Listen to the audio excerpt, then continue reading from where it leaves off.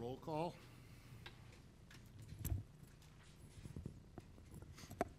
Parker? Here. Misselinich? Here. Olson? Here. Jizzle? Here. Zittergrun? Here. Whittle? Here. Neal? Here. This time we'll open the public comment. Please come forward and state your name and address.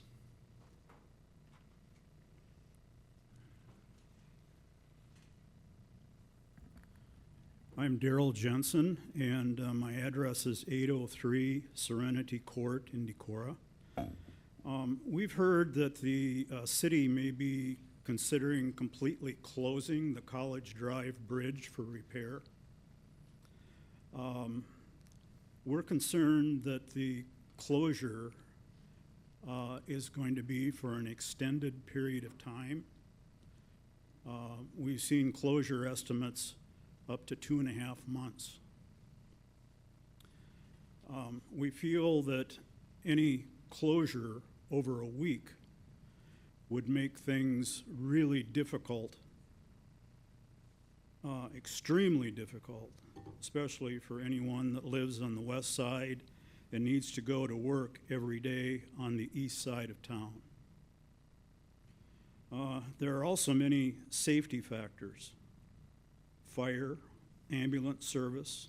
It's going to take a long time to get fire protection around to the west side. Police protection, and et cetera, et cetera. So we're concerned about this, and we've heard that this could be for an extended period of time, a complete closure, and we just don't think it's going to work. So if there's any way that you can continue to keep the bridge partially open, that would help a lot. Good. Thank you, Daryl. Thank you. Thank you.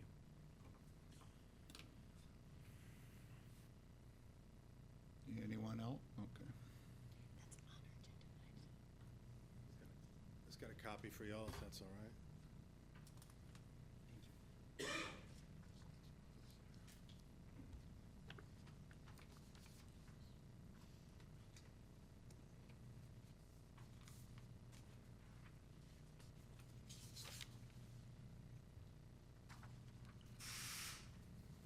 Thomas C. Johnson, 110 Winnebago Street, number 301. Just speaking today to offer a quick update on Decorah Human Power Trails, or from Decorah Human Power Trails, that is. So I got 3 items that take us into last week and also into this coming week. So on Tuesday, April 15th, Decorah Human Power Trails held their Dirt Tax Work Night. 25 volunteers, 57 hours of volunteer time. So it's 2.28 on average if you're doing the math. Volunteers ranging from elementary schoolers to local retirees and represent our community of runners, hikers, bikers, bird watchers, and dog walkers, cleared debris and repaired erosion in Van Peenan, Ice Cave, and Palisades Parks. So yeah, it's quite fulfilling and rewarding. Thursday, April 17th, point back to this space here, DHPT President Nick Perch presented the 2025 DHPT Maintenance Plan to Parks and Rec for their approval. In this 8-page document, they outlined 3 projects. Early on in the document, they offer this. Quote, with the volume of traffic our trail system sees, regular maintenance is required to keep up the quality of experience for trail users. DHPT is and has been dedicated to building and maintaining sustainable trails. That being said, trail building science has always been evolving since the beginning of DHPT. We must evolve and learn from the things we've done in the past.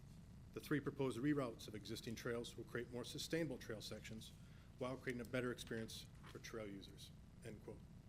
And then next one, looking at this coming Saturday, so DHPT will join Parks and Rec for Earth Day tree planting. Volunteers will meet at the end of the gravel road below Palisades. This is an area that's called Triple Springs and is actually where DHPT helped remove invasive species, particularly buckthorn, last fall, last winter, a couple of different work days where we had a variety of folks out. So in Palisades, volunteers will help from 1 to 3. In Van Peenan, from 3 to 4. And this last point here is that we think about these last 2 items. Importantly, these last 2 items were done in collaboration with city staff, including but not limited to the Parks and Recreation Director, the Parks and Facilities Superintendent, and the City Forester. Such collaboration is consistent with past collaboration, all of which is noted, valued, and appreciated. Thank you.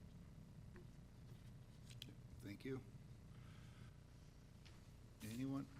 Okay.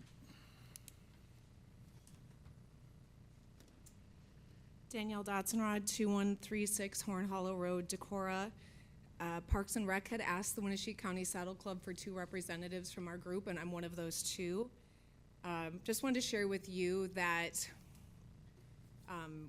the Saddle Club has shared with the Parks and Rec Board many times, and worked with Mark, head of Park and Rec, that we're just waiting for direction to volunteer. We have a group ready. As I've shared with the board many times, they know we have volunteers ready, and at a meeting, Mark acknowledged that we are just waiting for direction from Park and Rec in how we can volunteer. So sharing that with you as well. We have a team ready and just waiting to hear from whoever to work under their guidance. So thank you. Thank you. Thank you.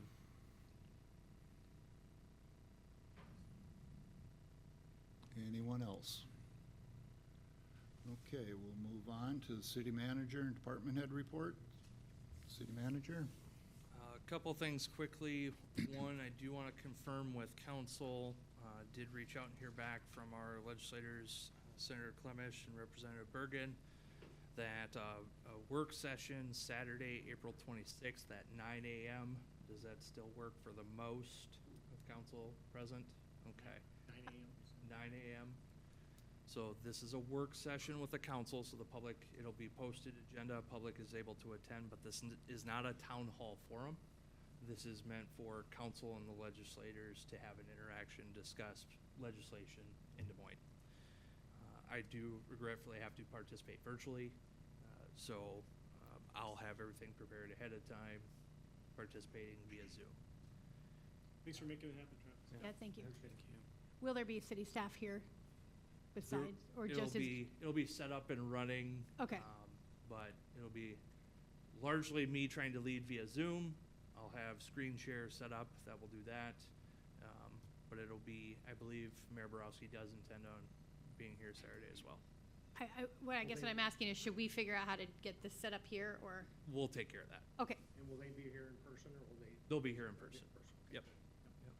So again, that's one of the reasons it was a Saturday, because while being in session, they're down Des Moines Monday through Thursday. Other item I wanted to note, last week, the city did receive notice that we've already talked about some of the federal funding that we've already lost. In addition to that, now we've lost the BRIC funds that we had allocated. Was that around 200,000, I think? Which was meant for the planning of permanent flood pump stations mounted at the end of Dry Run Creek at Wold Park, so that we could have those permanent flood pumps mounted to go up and over the levee when those floodgates shut. So that funding has been pulled. This is gonna sound weird saying it this way. We were at least part of the fortunate ones that had not expended any, because all these funds are usually all these grant funds are usually reimbursement based. We had not spent anything yet on it. Rick actually took it a step further than some of the other entities we're seeing, and even if you had expended funds but had not withdrawn them yet, you were out. So at least we're not out the funding where some others found themselves in that boat. That's it for me. so does that put us at about $1 million that we've lost in federal grants?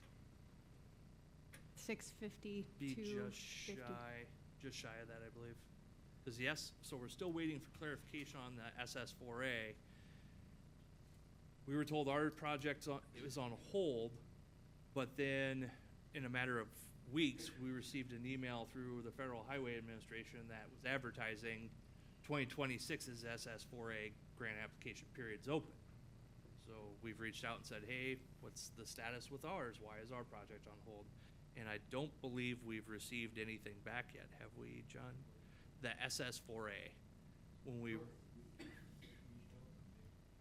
Mhm. So that's still in question, but yeah, that would put us around $1 million.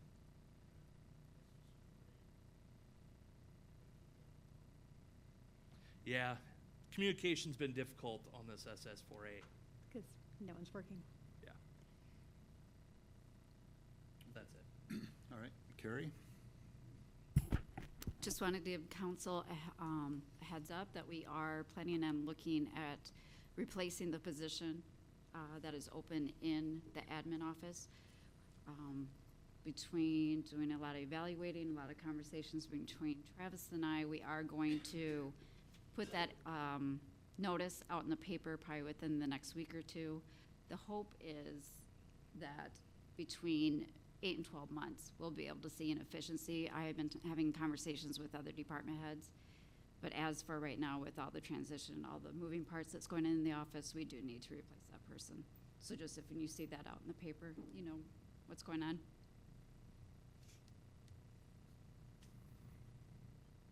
Okay.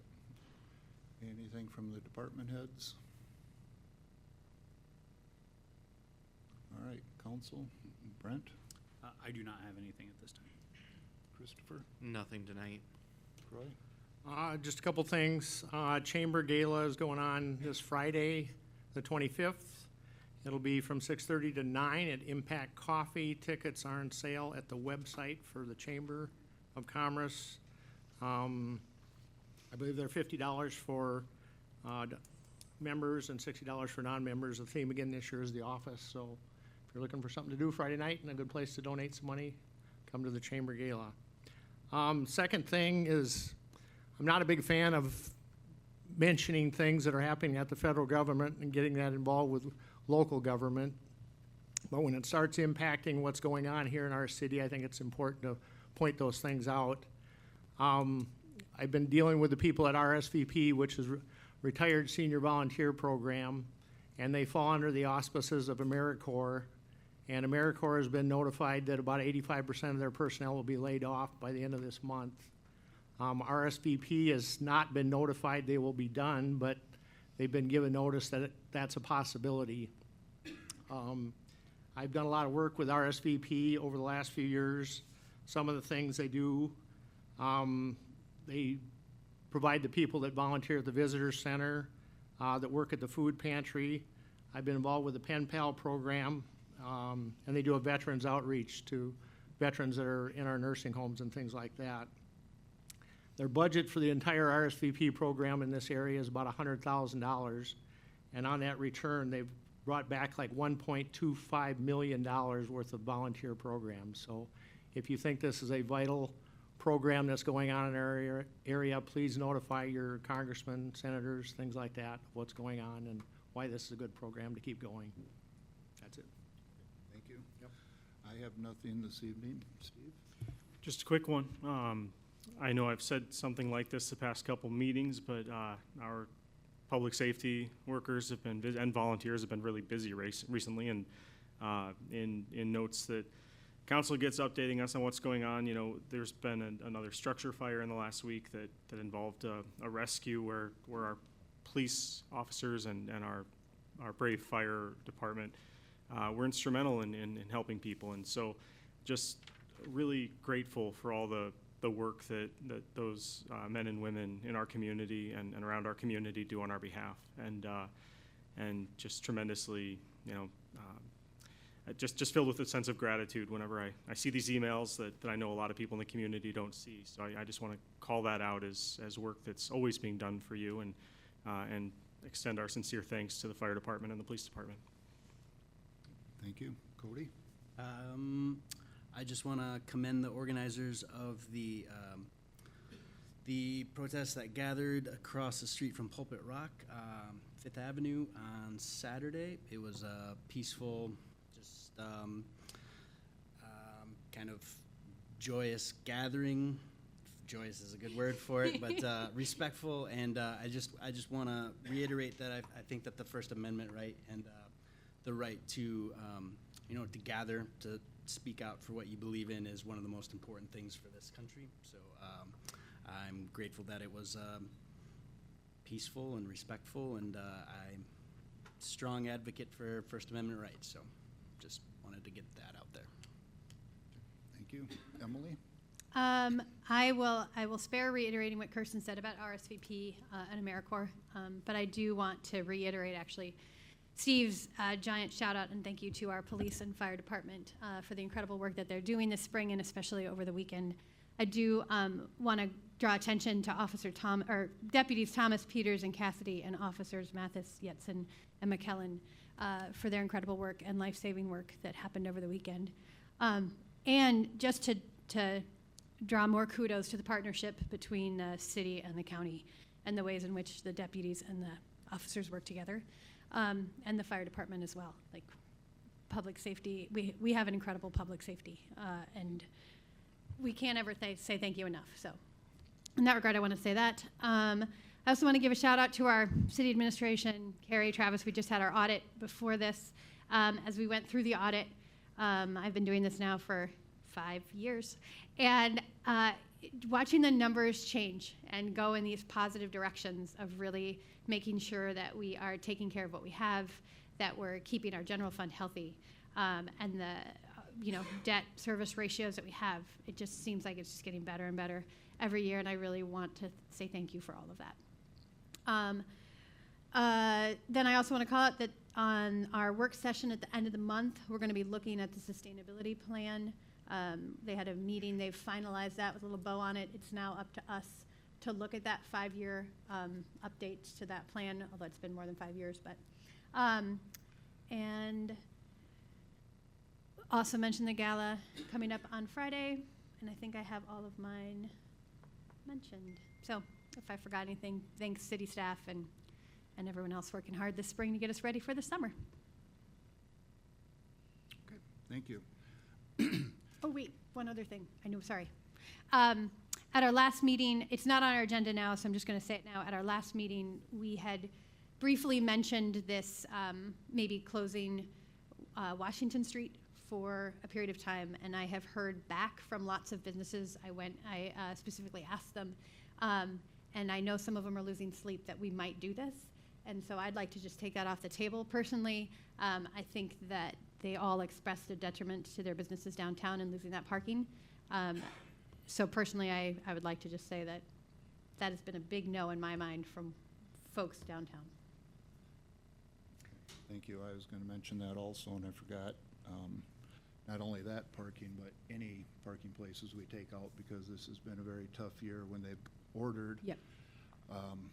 Costs of their goods from the time they ordered until they got them in have jumped 30 to 50% in some cases. So they're very concerned.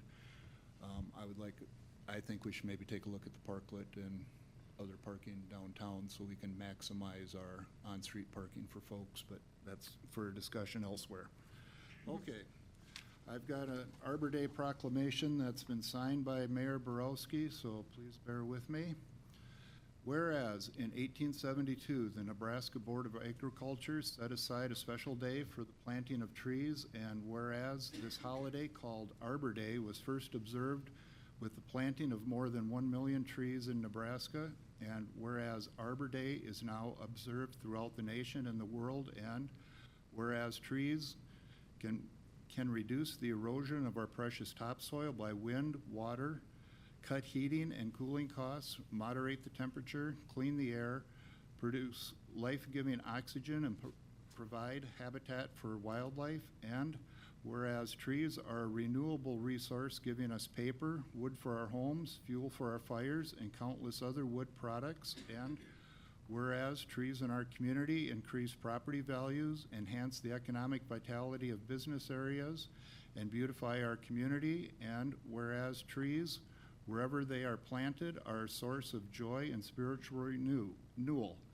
Now therefore, I, Lorraine Borowski, Mayor of the City of Decorah, do hereby proclaim April 27th as Arbor Day in the City of Decorah, and I urge all citizens to celebrate Arbor Day and to support the efforts to protect our trees and wildlands, and I urge all citizens to plant trees to gladden the heart and promote the well-being of this and future generations. Okay. Now we'll move on to the consent agenda. Minutes of the April 27th, 2025 council meeting. Claims. Renewal Class C retail alcohol license with outdoor service, Winnebago County Fair. Amended bylaws of the Decorah Firefighters Association. Resolution setting public hearing on Decorah 2025 Carlson Park Gateway Trail Project. Resolution to fix a date for a public hearing on a proposal to enter into a water revenue loan and disbursement agreement and to borrow money thereunder in a principal amount not to exceed $1.5 million. Item G, year-end 24 audit as presented tonight. H, resolution establishing holidays for the city of Decorah. I, uniform reimbursement policy for full-time non-union employees. And J, archery range rules and etiquette. Motion to approve the consent agenda. I'll second.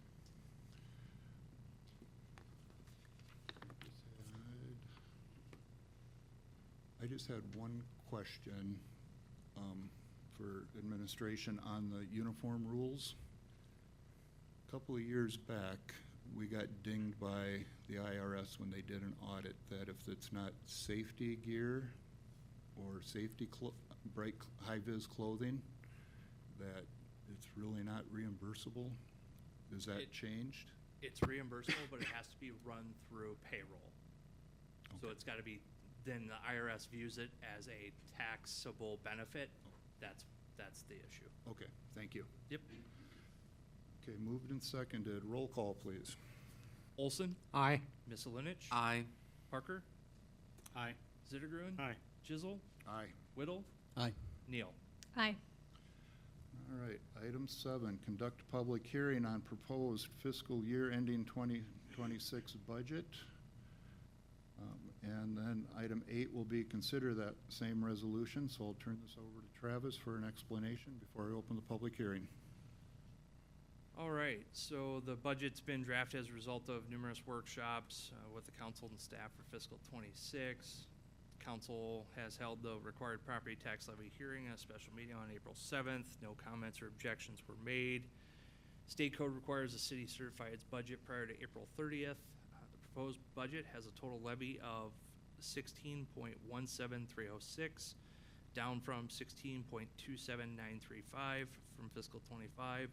The total property tax dollars levied is $6,794,456. That is up from $6,631,571 for fiscal '25. Okay, I will open the public hearing. Seeing no comments, I will close the public hearing and move to item 8, consider resolution on approving fiscal year ending 2026 budget. Motion to approve the fiscal year ending 2026 budget. I'll Second. second. Moved by Olson, seconded by McCullinich. Any discussion? Roll call? Olson, Aye. Misselinich, Aye. Zittergruen, Aye. Chisel, No. Whittle, Aye. Neal, Aye. Parker. Item passes. Item 9 and 10 go together again. Conduct a public hearing on proposed plans, specifications, form of contract, and estimate of costs for the proposed water meter replacement. Again, a little background, please. Sure. So this item is a public hearing, and then we've got a few actionable items to follow. So I'll give the background kind of for all of them. Public hearings required for an infrastructure project of this cost, as well as required for a project using funds from the State Revolving Loan Fund. This public hearing was set back in March 17th. No comments or objections have been received at this time. Plans and specifications of the project include replacing all water meters throughout Decorah with Badger brand meters. Consideration of using this brand includes cellular read technology along with integrated shutoff capabilities via that cellular connection. Engineer's estimate for the project is was 1.6 million. The city of Decorah received one bid from for the project from Metering and Technology Solutions Inc. of Burnsville, Minnesota for $1,508,899.04, $91,100.96, or 5.7% below the engineer's estimate. There's an extra item in there if the council wants to take more time to consider the bids, but the city has received only one bid through the bid letting. Okay, with that, I will open the public hearing. Please come forward and state your name. Good evening. I'm Kyle Marachik from Marachik Plumbing, Heating, and Electric, Decorah business right here in town. I'm here to discuss the meter bids that were received. The bid letting was on April 15th at 2 p.m., which was last week. That's when the bids were due. I was informed of this job from Zenner USA, which was another company that makes meters, but basically I wanted to bid with them, or they reached out to me for a bid. I was informed that their bid would not be accepted if they submitted due to the fact of what Travis had mentioned about the integrated valve. Their meter doesn't have it, Badger's does, and that's okay. I do agree with that because it gives you the ability to shut off, singular units as opposed to shutting off a whole apartment if there's a duplex or anything along those lines. However, I did reach out to Metering Technology Solutions because I put the effort in to develop a bid, so let's see where my numbers were at. I would be acting strictly as a subcontractor. I'm gonna take the meters out, put the meters in, so I'm here wondering if that would be a possibility for me to submit numbers into a bid like that. I did send an email to Joe Marinas from Metering and Technology Solutions before the bid date last week. However, he said they were not interested in collecting any more numbers at that time. So that is what I am here discussing with you guys to figure out if that would be an opportunity or if I could be considered for something like that. So I think that's all I have regarding that. Yeah, thank you for your time. Okay, thank you, Kyle. Anyone else? Okay, I will close the public hearing and move on to item 10. Consider the resolution approving and confirming plan specs in form of contract and estimated costs for the water meter replacement project. So while not necessarily applicable to this agenda item, it would come into play, of course, with the contract award later. Just want to remind council, so the way Iowa Code Chapter 26 works on public bidding requirements, we put out to bid this project with the specifications, and our contracts are awarded to the prime only. So while I'm fortunate that Marachik wasn't able to have their bid received as a sub from the prime and the prime didn't consider it, know that the city's contract is with the prime and the prime only. So we don't get to select who their subs are. Think back to every street project that we award to primarily Skyline Construction or Wix Construction. We don't get to pick which plumbing subs and everything they use. Well, again, and I want to reiterate, it's unfortunate that they weren't able to submit a bid because then it could have potentially resulted in a lower bid price for us. But we are obligated to, our contract is with a prime bidder only. Can we, in a contract, mandate that it's a local company that puts them in? I don't know that you can, right? I don't think we can. Travis, could you explain why we went with the Badger type Yes. of meters or whatever? Because I did receive input from one individual that was frustrated because of that was part of the bidding process. And I think you explained it to me, but maybe you could explain to everybody why we went with that one. Yeah, so there were two main considerations within the specifications of the project. Badger has pointed out the cellular reading capability. I mean, that's multiple meters carry that type of technology at this point. So that in of itself wouldn't have excluded a different metering company. But the ability to remote shut off. So integrated valve system within the meter using that same cellular technology. We do have a few, I shouldn't say a few, we have several single-family home duplex conversions here in town, and some of them have not been plumbed in a fashion that allow for separate shut-off of each half of the unit. And so we have had multiple instances where we have to work with the landlord to gain access into the building, which in itself is its own struggle, that the landlord has to get us in there. And then we have to physically actually pull the meter out to shut off their water. That was one of the big considerations with going with Badger. Not every meter as part of this bid, we put in the plans that 30 of the meters would have this shut-off capability, largely because we want to get unit pricing and see what the difference between that standard 5/8 meter and the regular no integrated valve 5/8 meter were. They are considerably more expensive, so we're not gonna look at change ordering the units and getting that number up, but we need to get those into the places that we don't have singular shutoffs for each separate connection. Great, thanks, appreciate it. Yep. Oh, and I don't think I elaborated, but they are the only company with that feature. Sure.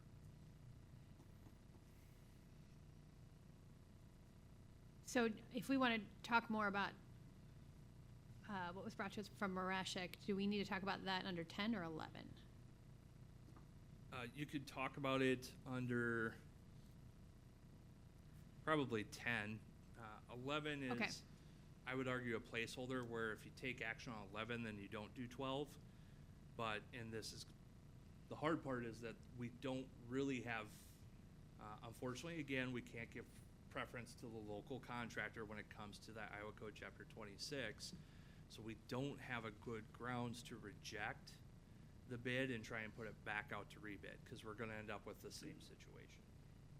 Because the local contractor can only bid as a subcontractor, they don't have the ability to build as a primary? They could potentially come back as prime, and I say could, but I don't know that would, I don't know.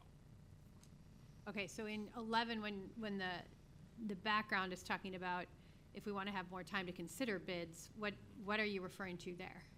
So it's an action item we don't typically put in here. Our special legal counsel with the SRF funding wanted us to put that on the agenda. That should council say we want to take more time to consider the bids, but we only received one bid. So we don't really have more time to consider the bids, plural. So what are our options? Arguably award, or, I mean, you can certainly table, but at the end of the day, an action will have to be taken to either award or reject the bids and do it again. I think, a different way of asking maybe some of the questions Emily's trying to get at. Our sustainability plan talks about the importance of, to the extent possible, city spending should be, local. That obviously we can't always do that. We can't spend 3 times as much on something if that's, we have to be responsible with taxpayer dollars. That's the balance, that's the trade-off. How do you see, though, is there any way that we could do a better job as a city of ensuring that sustainability, sort of plan established priority of trying to, how could that influence our bidding process next time? Yeah, I don't know that in the bidding process there's a good way to do that, quite frankly. That's more able to be achieved for anything that we're staying away from Chapter 26, whether it's equipment purchases, services, anything below the horizontal or vertical competitive bid thresholds. Those are all things we can dictate as a form of policy, but the reason Iowa Code Chapter 26 exists is, in the eyes of the state, this competitive bid process is supposed to be the most the most advantageous to the taxpayer, because we as an organization aren't just going and getting quotes and saying, hey, I got a quote from this guy, can you beat the quote over here, and just getting it down to just the lowest one. This way it puts it out to all the contractors, and we're required to post on a lead generation site, the Iowa League of Cities. We've got multiple platforms that we need to post these plans to. And the premise behind, again, Chapter 26 is nobody knows who's gonna submit the bids. So even if I am who I expect to be the only bidder, I still need to be competitive because I don't know who else is gonna submit a bid. and they're all open at the same time. Nobody has an advantage, so that's supposed to generate the lowest price for the taxpayer. And Iowa law does allow for preference to Iowa bidders versus out-of-state bidders, but it's basically, if it's a tie, it goes to the Iowa bidder, so. But we don't, what about if we don't have an Iowa bidder? Can we extend the time to this bid process, or do we have to just literally deny this one and start over? You'd have to deny and start over if you didn't want it, if you wanted to reopen it. Because, again, the whole premise between 26 is all the bids are open at the same time, so that any competitor wouldn't see what metering and technology solutions gave as their price, and then come in and undercut them just by a couple bucks. Right, that makes sense.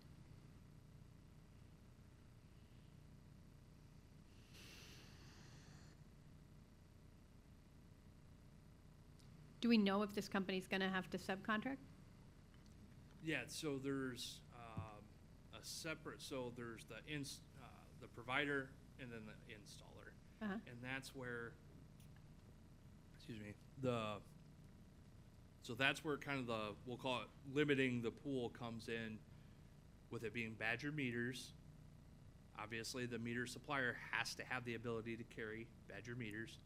And then the installer is the sub, so they have to submit their bid to Metering Technology and Solutions as the one providing the meters. Now, if Metering Technology and Solutions is not accepting more than one bid, or local contractors, if they have a preferred contractor, that's not really something we're able to put in the bid documents, right, John? Like subcontractors, that's not, ours is all with the prime. No, but what I mean, do we happen to know that they are gonna need to subcontract? Like, even though we can't put in a contract, can we say to them, like, just a verbal, like, please consider local guys to do this, or local? We can ask all day.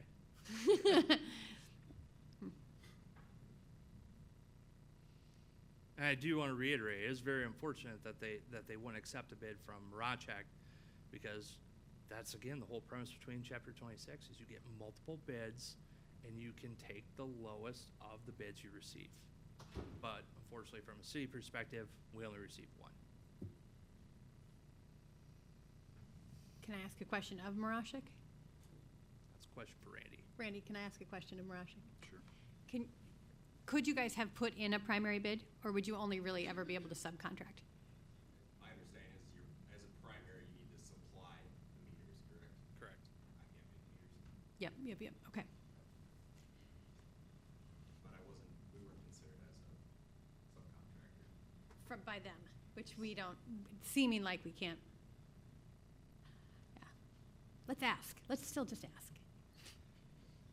Yeah, and we can certainly ask, and so to that extent, like, this is actually a good platform where we're still gonna award, if the council awards to Metering Technology and Technology Solutions, they're still not bound to whoever their current sub is unless they have entered into a contract. So from a city's perspective, Roncheck can go ahead and contact, and I believe contacts have attempted to been made, but they're being rejected at this point. But that still could, in theory, happen, so I can make that ask, of course.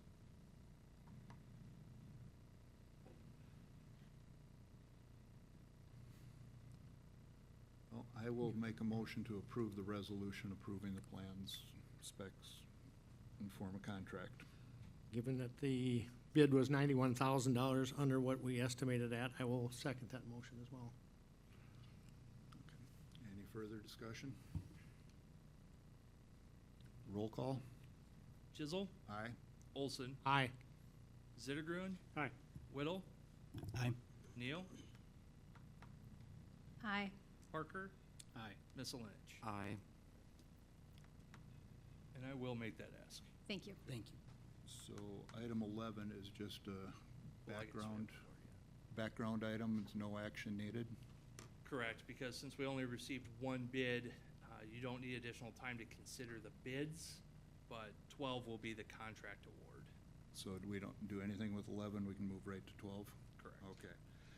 Item 12, consider resolution awarding the contract for the water metering replacement project. I move the resolution. Moved by Zittergruen, Second? seconded by Olson. Discussion? Roll call? Zittergruen, Aye. Olson, Aye. Chisel, Aye. Whittle, Aye. Neal, Aye. Parker, Aye. Miscelinich. Aye. Okay, next one, item 13 and 14 are the athletic complex. Public hearing on proposed plan specs, form of contract, estimated cost, and award for the Decorah Athletic Complex project. A little background, please. And I see we got some new information too on this. Sure. So I'll combine the background for 13's the public hearing portion, 14's the actionable item for council. Public hearings required by state code for a project of this cost. Public hearing was set at the March 17th meeting. Engineers estimated cost of the project, $2,850,750. No comments or objections have been received at this time. The proposed projects for the construction of two 280-foot ball diamonds, 4 pickleball courts, fencing, paving, landscaping, grading, stormwater practices, along with other site amenities. The city received one bid from Skyline Construction, Inc. for $3,107,176.28 after a $50,000 in-kind donation listed on the bid tabulation. So $256,426.28, or 9% over the engineer's estimate. The resolution's prepared awarding the contract to Skyline Construction. However, staff is recommending tabling the agenda item. Staff has identified a few items that could be decreased or eliminated to help lower project costs, as well as met with Skyline Construction staff to identify areas they thought could be considered. Also held a meeting with consulting engineering firm today to help identify and confirm staff's thoughts on cost savings measures. They will work, or excuse me, I don't want to say work with, but they will also talk with Skyline Construction, Inc. to figure out dollar amounts associated with these project costs. Because based on the nature of this project, a lot of it is bid in lump sum, so it's harder to pull out what an actual deduct would be. So the project's this project is already heavily reliant on private donations, and this being above the engineer's estimate would increase the need for additional private contributions. The additional material that Councilmember Chisel talked about was some notes that we as staff had taken through these various meetings, items that are of consideration, and these are in no particular order. They're not prioritized, weighted, recommended to cut. These are just items we've identified. So within the 2 ball diamonds, there's 900 linear feet of 6-inch fencing on the 2 fields. That also includes concrete, 18 inches wide, that's 600 feet. Mark, I don't think that's all 600 feet. That 900 linear feet, that's just the 18-inch wide concrete. So that's a correction on the note. That 900 linear feet, that is on the 18-inch concrete path that goes underneath that fence line. There's 900 linear feet on each field. So we could potentially remove that. The premise behind that is you put that in and then your ag lime on top, and it's a maintenance, makes that fence line essentially maintenance free for moving forward. Drain tiles on the 2 fields, we could potentially remove those. The fence posts have rebar cages and use reinforced concrete. There was considerable cost in the rebar cages, according to the contractor. The batting cages were bid substantially above the engineer's estimate, so that would be another item we would point at considering removal. 1,400 feet of curb and gutter, concrete curb and gutter. The trees and native plantings, we would remove those, perform those in-house. There's an overflow drain in the infiltration pond. We would remove that and allow the water to sheet over in high water events. Restroom enclosure, we would remove that, perform that in-house. There's still a lot of discussion on the pavers that were meant to be a fundraising effort where individuals, where they wouldn't be at a contributing level where they'd have naming rights, you know, something to that effect, could still participate and contribute. We need to make sure, we need to evaluate the cost of the pavers in the plan to make sure that it actually makes sense to have as a fundraising effort, right? There was some comments around the erosion control as listed. I know we talked quite a bit about the parking lot. We've had a lot of staff conversations, including with John Anderson here on the parking lot. It was drafted as a 4-inch asphalt overlay over 8 inches of aggregate. In talking with the contractor, if instead we did a 3-inch overlay, that can be done in a single lift. 4-inch overlay is 2 2-inch lifts, so that adds not just material costs, but additional labor costs as well. That does, obviously, with, you know, a fourth of the asphalt on top of the aggregate, the longevity of it becomes a little bit more questionable, but we should not have high-speed traffic and minimal overweight traffic on this parking lot. And why If not just gravel? If we remove the asphalt and go with just gravel, city council, if you want to pursue a code change, so by code, parking surfaces need to be either concrete or asphalt. So it could be a code change, or we could, in theory, pursue a variance of our own city code. But even if we go that route, we would have to, that would change the scope of the bid substantially. And correct me if I'm wrong, John. Please correct me if I'm wrong. By completely removing the paving in the parking lot, it changes the scope in a way that we should actually reject the bid and start rebidding the project, because any other contractor could argue, well, if you weren't gonna do all that paving, I'd have put in on this. So that's the issue, is if we remove such a large component of it, that it changed the scope, we really should reject and start over. Does it change just the scope, or does it significantly also change the price? Both. At one of our meetings, when we had the large group, we had talked about not paving it with anything until the work was done, so that when we go in to do phase 2, we're not breaking down what's already there with the heavy equipment going out for fields 3 and 4. So if we took this out until the complex is complete, Maybe just leave the project open for, well, I'm just saying Extended that was one of our discussion points, and it may have just been our table over here, but. But if we bid it, we have to do it. Right, but. Yeah. but we could potentially leave this project open, but I don't know that. I mean, You can't split a project in two to, well, you'd almost that's have to right. leave the project open and just not close it until you come back and do the final component of it. right? So, So if we were to take that out, our next steps would be to not take this bid, come back at another council meeting, change the ordinance.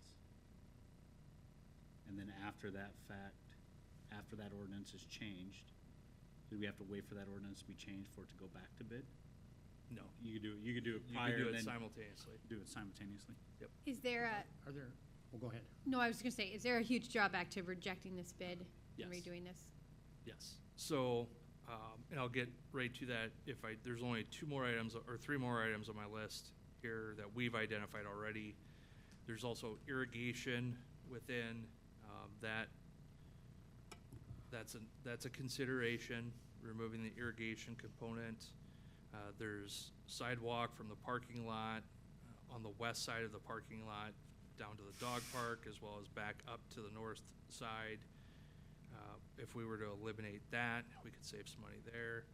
We could price out, and this sounds interesting, but you could actually use shrimp netting as an alternate for the backstop netting. Other communities have done this. And honestly, the easiest and fastest way to get us back below budget and still being able to potentially award would be eliminating one ball field completely and doing one. Now, Why wouldn't I that- stress, no particular priority order, nothing, just these are all options. Is Why there, would the ball field not be such a substantial change that you'd need to rebid? So we would be removing the fencing component, but not in its entirety. The grading would still happen. The concrete 18-inch path or whatever would be removed, but not all of it. It'd still be a part of the project. The asphalt, where we'd be removing every aspect of asphalt from it, that's the substantial change in scope. So it's the technical component of laying the asphalt. Yeah. So we can change the amounts, we can't change the weather, like whether or not something is built. Like, it all has to be built. Like, we could change the amounts of how much we're building. Correct. So, and even that, I'm sure John would argue, is within reason. We can't leave, a couple square yards of asphalt at the entrance and say we're good. But How much would it save to build just one ball field, not two? don't know that yet. is there any of these that you have on this list here that we could not be adding in at a later point in time So by there's- virtue of what we would build? There is Anytime. another that we identified in an earlier conversation, or in the conversation with ISG, the consulting firm, that we don't have estimates on this either, but the water and the sanitary that are stubbed from Old Stage up into the site, the location of them in the plans runs along along the driveway entrance, not under it, but it's in the grassed area. We could potentially keep those out of, especially if we're looking at porta pots in phase one. We're not looking at relocating the concession stand from Ball Diamond 2 over here out there right away. If we're looking at that, we could potentially remove those two aspects from the project and bring that out to the site as part of a phase 2. I'm grateful for all this. Can I ask you to kind of clearly spell out the downsides to the city of a rejection and rebid process with an altered plan? Sorry, thank you for bringing me back to that. So as it currently stands, the city has a 2080 agreement for use of what's, used to be called City Ball Diamond 1, is now the high school softball field. It's always been the field the high school played softball on, but it had a temporary outfield fence that would be installed for softball. Well, as soon as it was sold and ownership taken over by the school, they installed a permanent outfield fence at 200 feet. And come August, should the school's timeline for the new elementary school hold constant, come August, ball field 2 is going to be a pile of dirt as they prep for the new elementary school. You need to have at least a year to establish the grass on your new ball fields, or you'll be behind the 8 ball to try and get a grass field established if you're playing, while it's trying to grow. So if we remove the asphalt component completely, rebid, we're out this season. At best, we're probably looking at a split build season where they could go out, they could do the underground work, maybe the paving and stuff, but we're not gonna see it completed by October 31, I think is the current contract date. Because how long do you have to keep a bid open? Like the work part or No, let's say we rejected it tonight, like how long would you actually have to, and tomorrow we issued a new bid, how long do you actually have to keep it open? is it 14 days the minimum, John, that the plan set needs to be available for public review? Is it 14 days? 13? 13, somewhere in there? That's the bare minimum, is 13 14 days. And that 13, 14 days would set us back a whole year? So that's where I would table, because that's rejecting the bid. We would then have to come back at the next council meeting. Council would have to adopt you'd have to propose the public hearing. We'd be a month out from that, so we're a month and a half behind before we could potentially, because you also have to hold a public hearing on the plan specifications, form of contract, and engineer's estimate. Before the bid is released? Before award can be Before done. awarding it. So that process, And we couldn't have a special meeting in 14 days to do I it? mean, we could, but we still, with the publication requirement, we'd still be most likely a month out. What I would recommend is tabling, and hopefully I'm sure the local media will do a great job of covering my next statements, that this really needs to be a call to arms with the public, that we've got, this project was already heavily reliant on private contributions. Park Board has now established those funding levels with naming rights and stuff like that. Mark has assembled a fundraising team that is ready to go out there and try and secure some of those larger donations. I would recommend council table this amount. We put this out in the local media that this is really a call to arms, that we need private funding. Otherwise, we jeopardize losing an entire season of ball field play. Or we build one field and not two? Or is that really not an option? That it is it's an option. Otherwise, we look at, like I said, all this stuff in this list, batting cages. I know that's one that we feel, I think Park Board, didn't they set a fundraising amount for batting cages? Yep. One field wouldn't I mean, lessen the pressure that's put on that field, because there's a lot of groups between the morning and afternoon park rec programs, and then the evening park rec programs, and the evening travel ball programs. And use of Diamond One has become almost non-existent, even for the softball programs that are 12U, 10U. Yeah. Can we share use with Luther? I mean, it's possible. Haven't had that conversation yet. We've had St. Ben's has been identified as maybe a possible place, but that's not, it's, similar type scenario to what we already have available. It is a little bit, I will say, I'm going to push back just a little bit. It won't be ideal. Yeah, Of course, you right. won't get to play on a pristine, wonderful ball field, but you can play ball. Well, the fence line is the bigger issue, as Rainey pointed out. Anything above even 10U, I think 10U plays at 250, 260 for baseball, I think. 240 usually. Yeah, 250. somewhere in there. Yeah. And so a 200-foot outfield fence really is going to limit to that age group.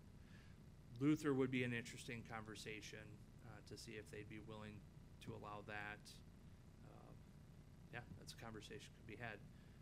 All could be done in the next 2 weeks, that if the council were to table, that would give staff as us more time, and the public more time to respond to our call that we need more money. I recommend we table. Well, we got a public hearing first. Do Oh. we have to go through that before we table? Yep. Okay, I will open the public hearing.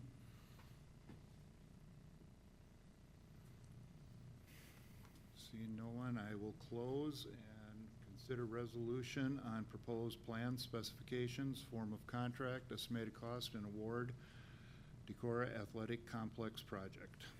I make a recommendation that we table the resolution on proposed plan specifications, form of contract, estimated cost, and award, Decorah. I'll second. Okay, moved by Neal, seconded by McCullinich to table. Any further discussion? Travis, Do you want us to, prioritize these dozen things or so you put on this list? So if we get to that point where we're cutting things out, that you have a priority list of what to do? So staff? if you individually can go through that and give me that feedback, myself and Mark, Okay. that'd be great. We do expect to have another group discussion on this, of course. Okay. Unless, of course, this call to funding comes through. But Park Board, so this bid letting was Thursday, and Park Board had a chance to take a we had handwritten our notes and we're just verbalizing to Park Board our thoughts. So they tabled any action to recommend on this project so that they can also weigh in on their thoughts on what could be removed and waited on. I just have a quick question. If the softball field is being removed for the school, is there any way we could utilize the materials from that for this project at all to save money?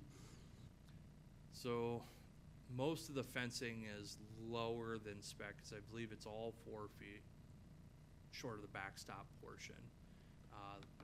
Dugouts are all block assembled on site, and we'd be even the ag lime, what was spec'd out is red lime versus ag lime. Not a substantial cost difference between the two, but different materials. Dries faster. What's that? It dries faster. Dries faster, yep. Rain conditions. Just curious. Yep, there's probably the bleachers. We can take those out there. Let's do it. And just to clarify, if we could find a way to gravel that parking lot without a rebid, that does save us the amount of money we need? Just in that. If That and batting more- cages? It would just lessen the amount of private fundraising needed. Right, but to get our There's bid, still private fundraising needed to get us there. right, but would that get us to where we wanted the bid amount to be? So we're no longer 10% over? I don't believe so. I believe Okay. we'd still be a bit short. So the single largest item of this project, it might be hard to believe, but is fencing. Yep. The fencing alone is over $500,000. And that's why going down to one ball field would do it. That's a huge chunk, as well as, that first line that it actually combined 2 of my handwritten notes, and so that's Mark trying to decipher my handwritten notes. There is 900 feet of that 18-inch footings, but if we also remove the 6-foot tall fencing on either both diamonds or do only one diamond and remove the 6-foot tall fencing on the other, that's the section beyond the dugouts, down the foul line to the outfield. If we were to remove that, then we would remove, not just this 18-inch concrete path, but the footings, the reinforced concrete there. So that has savings as well, with arguably not negatively impacting the playability of the surface. Right, but then when you go to put those in, you're tearing up what's already grown over. And that's, Might as well do it right the If- first. We got one chance to do it right once. and that's if council says we want to put them in after the fact, yeah. Well, for safety, it comes in nice, Yeah. having those fences. Okay, so we got a motion to table. Any further discussion? Roll call? Neal? Aye. Ms. Linich? Aye. Let's see. Chisel? Aye. Whittle? Aye. Parker? Aye. Olson? Aye. Zittergren? Aye. Okay, table that to our next meeting. All right, consider resolution authorizing Iowa Thriving Communities designation application. Okay, so in conjunction with Wenatchee County Development, primarily Stephanie Fromm doing much of the application compilation, so thank you. Staff's proposing applying for IDA's Iowa Thriving Communities designation. When this program was first implemented, it was kind of like a showpiece where you say, hey, we're one of Iowa's thriving communities, and we have this designation. But they've recently added that if you are one of the 7, I believe it's 7 communities that are selected as this, it's highly competitive, but you receive bonus points, and any developer in your community receives bonus points when they apply to federal housing tax credits, Iowa workforce housing tax credits, IDA's home program, and the community catalyst program. So that's where that, combined with the fact that Stephanie said she would do most of the legwork, is why staff is recommending we apply for this. Thanks, Stephanie. I make a motion that we approve a resolution authorizing Iowa's Driving Communities designation application. I'll second. Moved by Neal, seconded by McCullinich. Any further discussion? Roll call? Neal? Aye.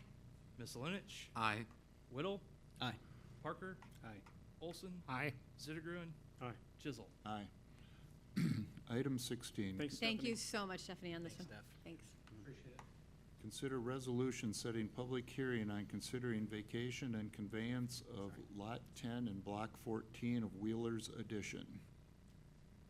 The city's received a proposal. Typically, when we set public hearings, we put them in the consent agenda, right? But for this one, this is a request from an adjacent property for the city to consider vacating a platted alley. They are the owner on both sides, so this is Dental Associates if you're trying to think spatially. The southern half of this alley was actually vacated back when Leon's did an expansion, and so this actually dead ends midway through the block as well. So this would set a public hearing for the 19th next month. The proposal is to purchase the platted alleyway, also known as Lot 10 of Block 14 of Wheelers, between that property owned by Eric Shelton for the sum of $1 plus all costs associated with the sale. We don't have any utilities running in this area, correct? We don't, but we do have as part of the public hearing is that we could retain an easement for utilities, but there's no, Todd, did you verify that there's no private utilities that run through there as well? Okay. Okay. All right. It's essentially just a parking lot, isn't it? Basically, Correct, right, yeah, that's, they right, currently right. utilize Right, it a just as parking. lot, yep. I'd move to set the public hearing. I'll Second. second. Which one of you wants it? Go ahead. Okay. Moved by, Olson's a shorter name and it's cost Okay. us That's less true. than That's minutes. moved by Cost us Chisel, less. seconded by Olson to set the public hearing for May 19th. Just say it. All right, Good roll thinking, call. good thinking. Chisel? Aye. Olson? Aye. Neal? Aye. Parker? Aye. Miscelinich? Aye. Zittergruen? Aye. Whittle? Aye. Okay, consider an ordinance providing for the division of taxes levied on taxable property in the April 2025 addition to the 2022 Decorah Business Park Urban Renewal Area pursuant to section 403.19 of the Code of Iowa, second reading. So again, the commonly referred to as the TIF ordinance, this is the final step in establishing an urban renewal area. This is, again, the business park where it's all the right-of-ways within the business park. The lot recently purchased by Truck Country and their site plan's already been approved, as well as right-of-way on Highway 9 from Oil Well Road to East Ridge Road. We've identified, and again, this part isn't in the ordinance, but the projects that we would anticipate within that TIF district would be infrastructure improvements and transportation improvements, specifically potential signalized intersection at Highway 9 and Millennium. We've had the DOT's already pointed out that when you hit a certain threshold, they're going to have that expectation. This would be a funding tool that we could wait to implement once DOT requires that of us, but we need to establish the base before Truck Country builds. Okay, let's say the council.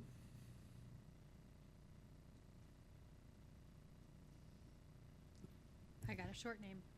Make a motion. I'll second. You need me to say Okay, it? the short and long here, first and second. Neal and Olson should just do it all. Your four-letter names. Okay, any further discussion? Roll call? Neal? Aye. Miscelinich? Aye. Parker? Aye. Olson? Aye. Zittergruen? Aye. Chisel? Aye. Whittle? Aye. I would move to waive the third reading and adopt. Second. Moved by Chisel, second by Zittergruen. There, you got a little shorter, long name. Yeah. Not much. Any discussion? Roll call? Chisel, Aye. Zittergrun, Aye. Misselinich, Aye. Olson, Aye. Whittle, Aye. Neal, Aye. Parker. Aye. Consider ordinance to amend section 9.58.020, throwing and shooting, second reading. Okay,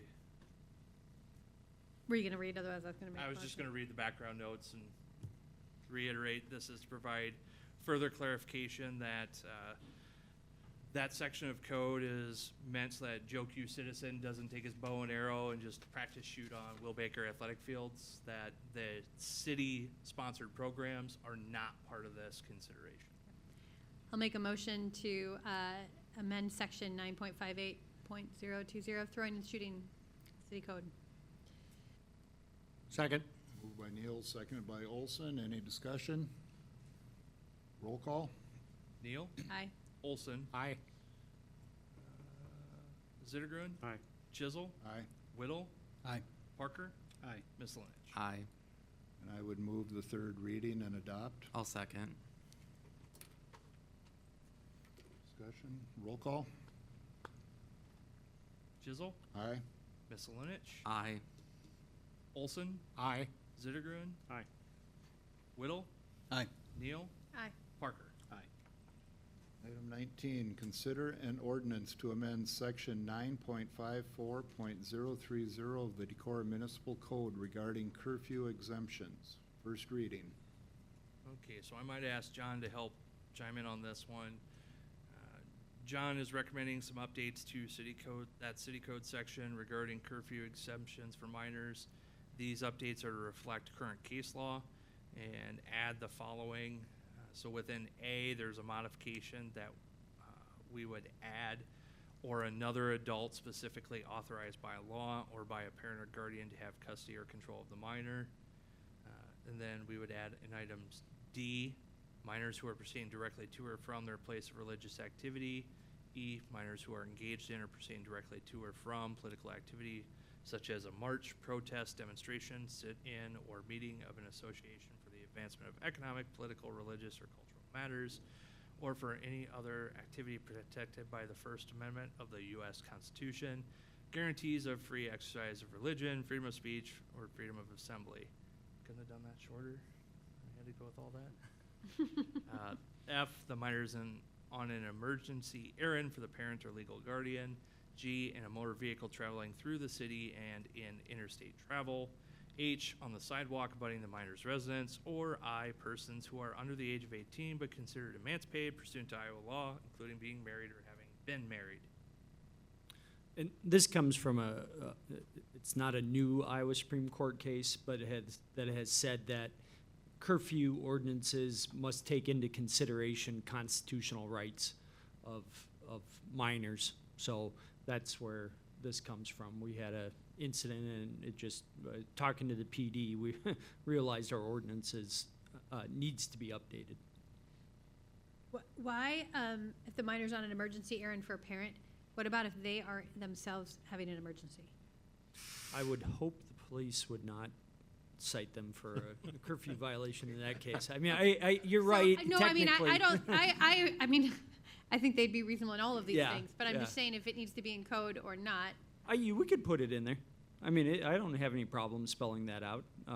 So you could amend that to say, well, I guess by leaving it like this, it's you're taking the onus away from the minor from saying, I'm on an emergency errand, and you have an adult, but I still think there's a reasonable duty to verify the errands, so I think you could put something in there that the minor is on an emergency errand. You'd have to think about how you would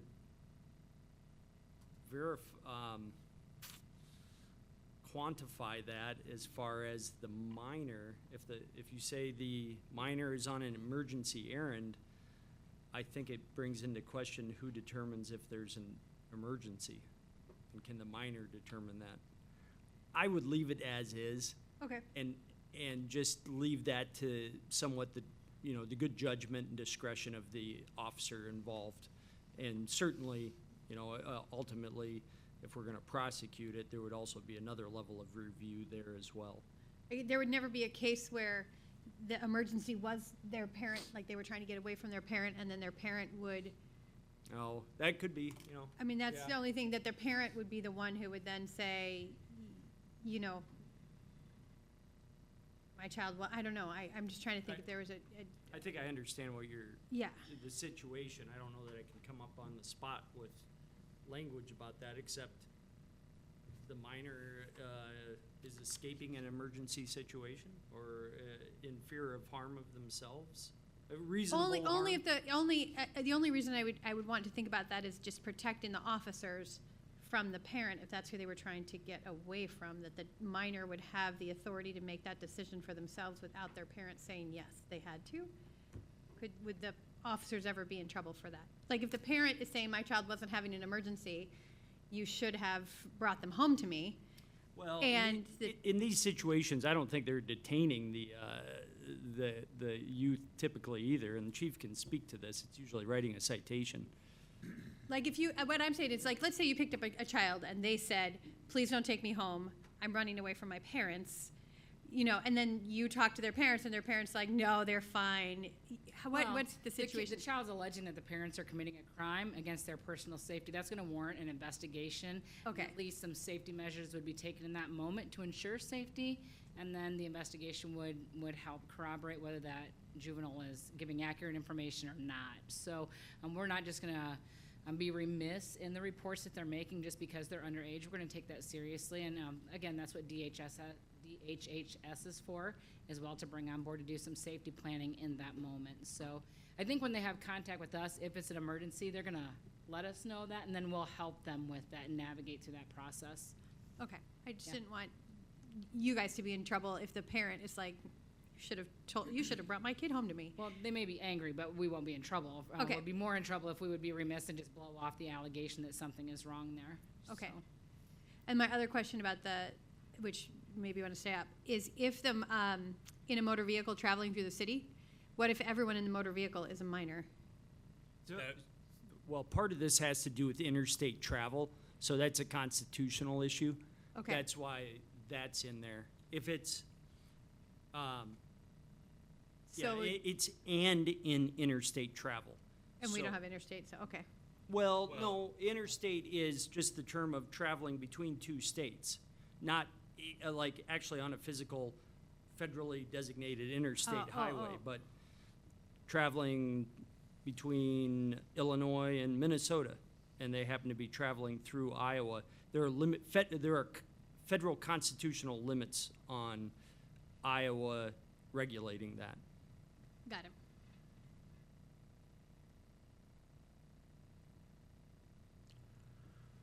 Make a motion to approve the ordinance. Second. Okay, moved by Olson, seconded by Parker. Yep, Parker? Yep. Roll call? Olson, Aye. Parker, Aye. Misselinich, Aye. Zittergruen, Aye. or excuse me, yeah, Zittergruen, Aye. Chisel, Aye. Whittle, Aye. Neal. Aye. Okay, excuse me. Item 20, consider professional service agreement with WHKS for the College Drive Bridge. All right, so the city's received a proposal from WHKS to design, provide light construction administration and limited observation for a lump sum of $51,600. And again, this is for College Drive Bridge. The approach is to either side, both the north and south, as well as modifications on the south side with the intersection to address the pedestrian enhancements we talked about the March 31st work session. This would, so a 30% plan review would be conducted by the council on May 19th to make sure that those design elements are being met. An accelerated timeline that includes bid letting on July 15th and council contract approval at the July 21st meeting. Construction would begin around August 18th and complete October 31st. And I do have this in my background notes, which I gotta note, kudos to those that read my background notes that aren't on council. Excellent work. This is an important discussion point, that the proposed construction timeline, we believe, would require the bridge closed from start to finish. Obviously, College Drive Bridge is the primary connection between East and West Decorah, and a closure would require traffic to detour to Highway 9 and 52 to go around. And when I say that, I'm referring to vehicle traffic. We did confirm today with the WHKS that bicycle pedestrian traffic using the walkways would still be permitted, one side at a time. This inconvenience is offset by a shorter construction period and expected lower costs. It's also possible to allow for traffic flow across the bridge during construction period. To what degree is still questionable. Once we get to that 30%, in talking with WHKS, they think they could evaluate and recommend how we could do that. At a minimum, we could keep one lane open and do the temporary signals. If we can't, wire the two signals, the existing ones, to talk with each other and send traffic alternating from either direction. But this would lengthen the construction period, and we would expect higher costs with additional traffic control and additional labor on site. Also want to note, because at the staff level, we believe this is an important consideration for council. Depending on the construction method preferred, how long we're going to experience this work on the bridge, which months of the year would a potential closure or limited traffic be desired? Because the proposed timeline might not need to be as aggressive as possible if we're not looking at an August, mid-August to end of October construction period. Luther's in session, Decorah schools are back in session. If we'd rather wait to a post-commencement mid-May to look at a potential either lane reduction or closure then, and go the rest of May, June, July, and into August a bit, that might be a better solution. Obviously, tourist season stuff, that's a little bit, that's going to separate the downtown from, Ice Cave's Ice Cave Dining Spring, very popular tourist destination here in Decorah. But these aren't decisions that need to be made today, because in our discussion with WHKS, it would still, I did try and ask, if we go for a little bit delayed timeline, you don't have to be so aggressive, is there any cost savings? The answer is no. Still the same amount of work they need to do.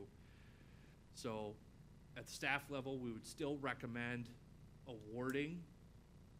If you want to have the conversation right now on what your thoughts are, bridge closure, lane restrictions, whatever, but we wouldn't know until we get to that 30% mark whether we could allow for 2-lane traffic and do half and half, or if it would be essentially flagged, where you'd have 1 lane, then traffic going the other way, back and forth with those temporary stoplights. And do we have an idea of cost? 51 on the If work it's, like, I want to leave the bridge open, but if it's $1 million to leave the bridge open. No, those are just theoretical, that if we're leaving the bridge open, additional traffic control will be needed and additional labor because you're not doing your pours in consecutive pours. But that might be a minimal cost and worth the. The traffic one might be, I'd hate to speculate, but I'd say at least 15, 20,000 additional traffic control.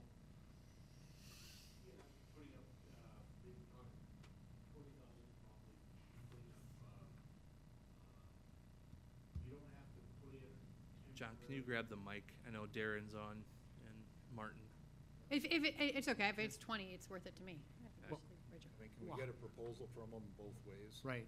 Right, and that'll be when we're at 30% design, where they'll know, they feel confident they'll know at that point whether, if it's a lane restriction, whether we can do 2 lanes of traffic so that you can still keep the continuous flow, or if it would have to be flagged. They don't know that yet. And will they also know then how much longer it will drag out the project, time-wise?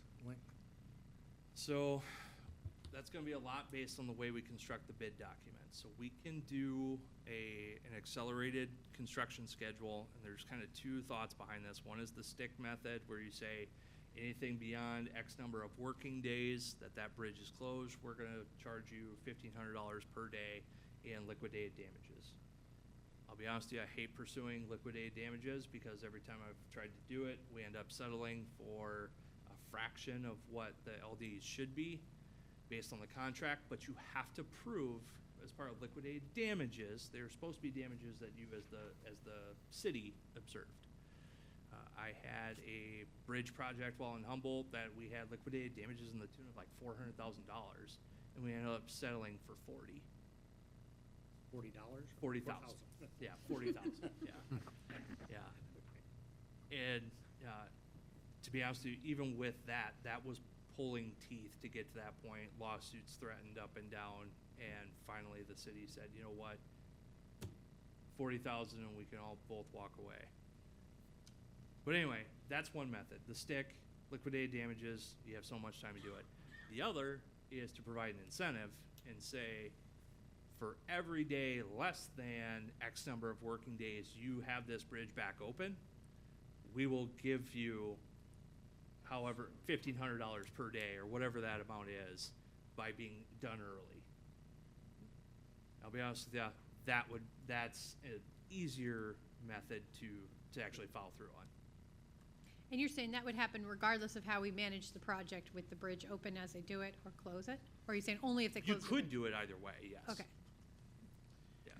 And there is not an option, there's not a scenario where we would have to close the entire bridge. Correct, we don't have to. If they get to that 30%. Right, John? There's three options. I should turn and look just to make Yeah. sure. If they get to 30%, is there a possibility that they'll say, you can't keep a lane open, you have to shut this down? When you get to the 30%, one of the options will be to reprogram the traffic signals where you would have one lane of traffic open up for the bridge. And that was basically said comes down at a minimum. Okay. So that's why when I said yes, that we don't have to, they told us at a minimum, we should be allowed at least one lane of traffic with the signals. Well, oh, go ahead. The two-lane scenario has to do with width and the available space that you have with putting a TBR in, 2 lanes of your traffic, and the TBR to protect the workers that are working on the bridge approaches and so on. And so it comes down to a width calculation, and they have to see what they have as part of design to be able to do that. So that's if they maintain one lane of traffic in both directions. It all has to do with the width that they have to be able to work with. What they might be able to do is set it up so that you have the traffic signals working, so you just have traffic heading one direction, the signals reverse, and the traffic heads in the other direction. They might be able to phase it in a way that they could do 2/3 of the bridge at once, bridge approach at one time and 1/3 at the second time, so that entire one-way scenario may not be what actually occurs for the entire 2.5-month duration. But those are all things that WHCAS has to look into to try to figure out how the bridge seat works, how the traffic lanes will merge into the Hively Street and to the Fifth Avenue and to the sidewalks, the crossings and so on like that. They'll know that all at the 30%. I feel like I've heard from enough council members to know that we all at least very much hope that at the engineering meeting, at the 30% engineering meeting, we're going to be able to find a way to at least keep some access open. You know, I hope some access is the goal here. Like, I think community members would understand congestion and maybe even long waits for a couple of months while we invest in their infrastructure. But hopefully we can keep some access open somehow, even if it costs a little more. I think what I really hope staff can come with that 30% meeting is a pretty clear, here's the price tag and extension of construction schedule for that access. Like, here's what it costs. For me, I'd just like to know what we'd be buying and how much it would cost if we are able to keep that access. That might, at 30 or maybe 60%, might we be able to have a little bit more on the cost side? I know there's no 60%. I think you're probably right. You'd have a better handle on the true cost when you're a little bit further on. I think that they might have a range at the 30% and give you your options, but to get a better sense of what their engineer's opinion of probable cost is going to be, they would want to advance their design a little bit beyond what just the 30% is to put be on record for that. But I think they could come up with a range of cost at the 30%.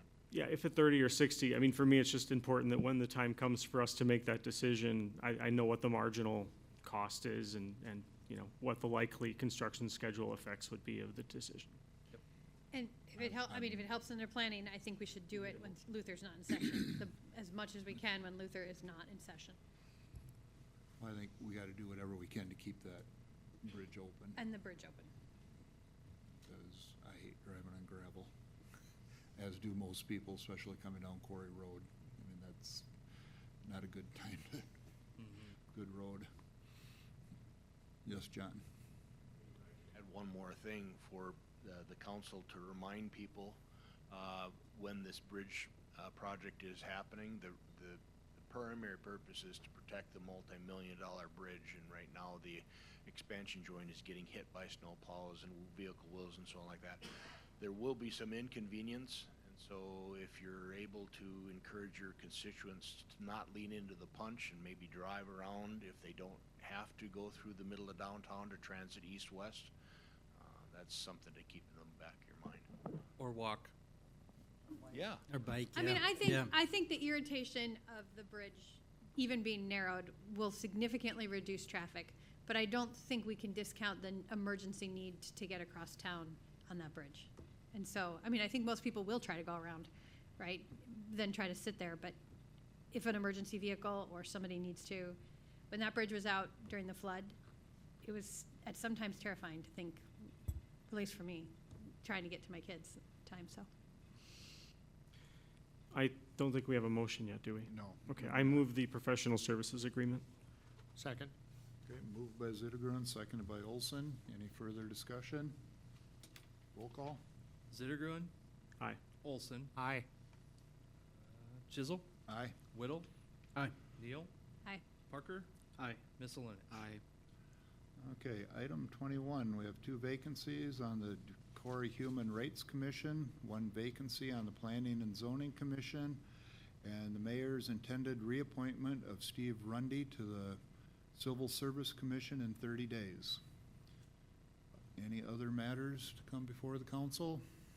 Just a reminder, I know Emily pointed out work session next week. Monday night will be on the sustainability plan, the updates the commission's proposed. It'd be really helpful if you read it beforehand. It's long, Yeah. it's detailed.